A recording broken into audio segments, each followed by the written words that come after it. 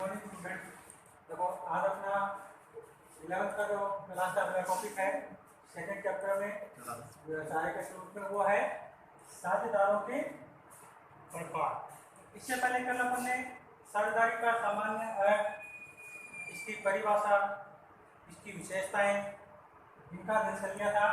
आज का अपना इसका टॉपिक है साझेदारों के प्रकार। वो व्यक्ति जो साझेदारी फर्म में साझेदारी व्यापार कर रहे हैं उनके कौन कौन से प्रकार होते हैं या उनको किन किन नामों से जाना जाता है। तो उसमें सबसे पहला नाम है या सबसे पहला जो प्रकार है वो है सक्रिय साझेदार। सबसे पहला सक्रिय साझेदार यानी ऐसा साझेदार जो साझेदारी व्यापार में पूंजी लगाता है और इसके कार्यों में हिस्सा लेता है। यानी दोनों काम करता है, पूंजी भी लगाएगा और जो फर्म के या साझेदारी संगठन के जो भी कार्य किए जाने हैं उन कार्यों में भी ये अपना योगदान करता है। यानी पूर्ण रूप से ये क्या रहता है, सक्रिय रहता है। चाहे कोई भी काम किया जाए उस काम में इसकी सक्रियता होती है, इसीलिए इसको क्या कहा जाता है, सक्रिय साझेदार कहा जाता है। फिर से याद रखना, पूंजी भी लगाएगा और फर्म के कार्यों में हिस्सा भी लेगा, इसलिए इसको क्या कहा जाता है, सक्रिय साझेदार कहा जाता है। दूसरा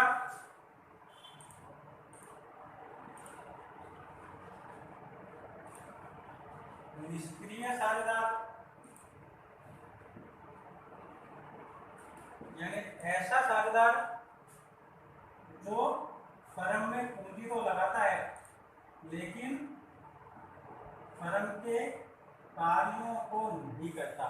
ऐसा साझेदार जो फर्म में पूंजी लगाएगा लेकिन इसके कार्यों में हिस्सा नहीं लेता है, ऐसे साझेदार को क्या कहा जाता है, निष्क्रिय साझेदार। पहला सक्रिय साझेदार जो पूंजी भी लगाएगा और कार्य भी करेगा। दूसरा निष्क्रिय साझेदार यानी ऐसा साझेदार जो फर्म में पूंजी तो लगाता है लेकिन इसके कार्यों में कोई योगदान यानी कोई हिस्सा, कोई भाग नहीं लेता। केवल पूंजी के आधार पर इसको फर्म में क्या मिलता है, लाभ प्राप्त होता है, उसको कहते हैं निष्क्रिय साझेदार। तीसरा नाम मात्र का साझेदार।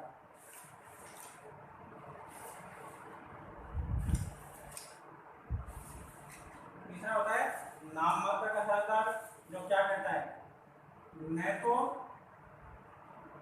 पूंजी लगाता है और न ही फर्म के कार्यों में हिस्सा लेता है। इसे क्या कहता है, नाम मात्र का साझेदार कहा जाता है।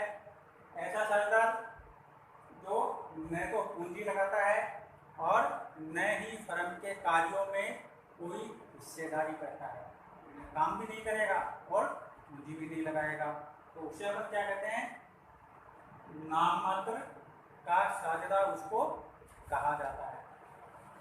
चौथा होता है निबंधन साझेदार।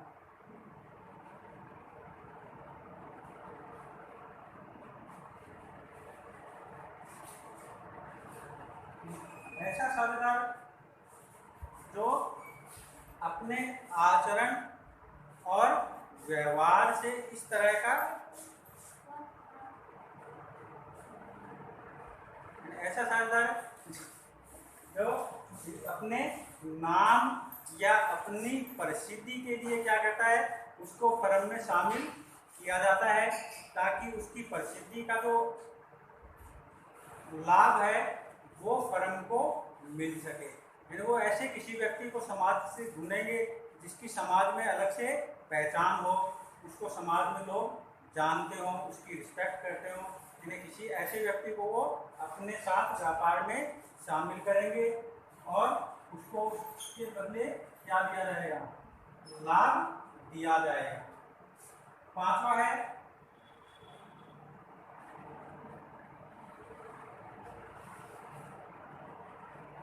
प्रदर्शन साझेदार। यानी ऐसा साझेदार जो इनमें से कोई काम नहीं करता, न तो सक्रिय साझेदार है, न पूंजी भी नहीं लगाएगा, कार्य भी करेगा। निष्क्रिय साझेदार, तीसरा नाम मात्र का साझेदार, चौथा विबंधन साझेदार और पांचवा है प्रदर्शनदार साझेदार। यानी ऐसा साझेदार जो इस प्रकार का आचरण करेगा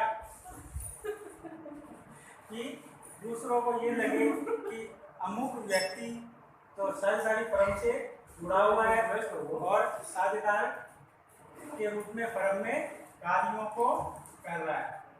ऐसा साझेदार जो केवल इस तरह का दिखावा करता है जिससे ये अनुमान लगे कि हाँ भाई वो व्यक्ति फर्म में जुड़ा हुआ है और उसके कार्यों या उसके प्रदर्शन के आधार पर उसको क्या जा सकता है, फर्म में लाभों में हिस्सा दिया जाता है।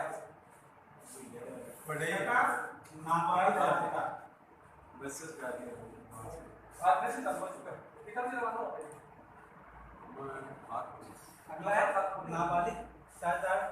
ऐसा साझेदार जिसे यदि सामान्य तो अपन बात करें भारतीय साझेदारी अधिनियम 1932 की, तो भारतीय साझेदारी अधिनियम 1932 के तहत किसी भी व्यक्ति को क्या नहीं किया जा सकता, अवयस्क रहते हुए साझेदार नहीं बनाया जा सकता। और यदि परिस्थितिवश ऐसा करना अनिवार्य हो जाता है कि किसी अवयस्क को फर्म में साझेदार बनाया जाए तो उसे एक नाबालिग के रूप में फर्म में साझेदार बनाया जाता है। और ऐसा तभी होगा जब सभी साझेदारों की उसमें क्या हो, सहमति, और उस सहमति के आधार पर उसको क्या कहता है, फर्म में साझेदार बनाया जाता है। और उसके लिए उसको लाभ और उसके द्वारा किए गए कार्यों का दायित्व किसका माना जाता है, फर्म का माना जाता है। कि वो जो भी कार्य करेगा उस फर्म से किसी प्रकार के दायित्व उत्पन्न होते हैं तो उन दायित्वों का भुगतान कौन करेगी,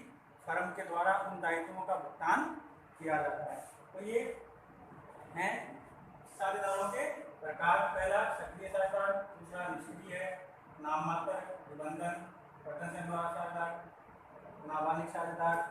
इसका में सातवां आता है प्रत्यावरोध साझेदार।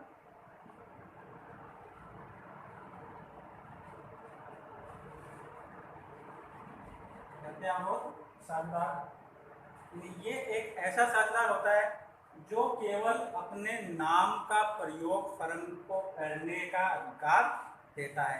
जिस तरह अपन कॉपीराइट या एकस्व का अधिकार प्राप्त करते हैं और उस नाम से अपने व्यापार को आगे बढ़ाते हैं, इसी तरह जो प्रत्यावरोध साझेदार है, फर्म केवल उसके नाम का प्रयोग करती है और उस नाम के प्रयोग के आधार पर ही अपना व्यापार चलाती है। यानी जिस व्यक्ति को प्रत्यावरोध साझेदार द्वारा बनाया गया है उसका केवल फर्म नाम का उपयोग करती है और उस नाम के प्रयोग के आधार पर ही उस साझेदार को क्या प्राप्त होता है,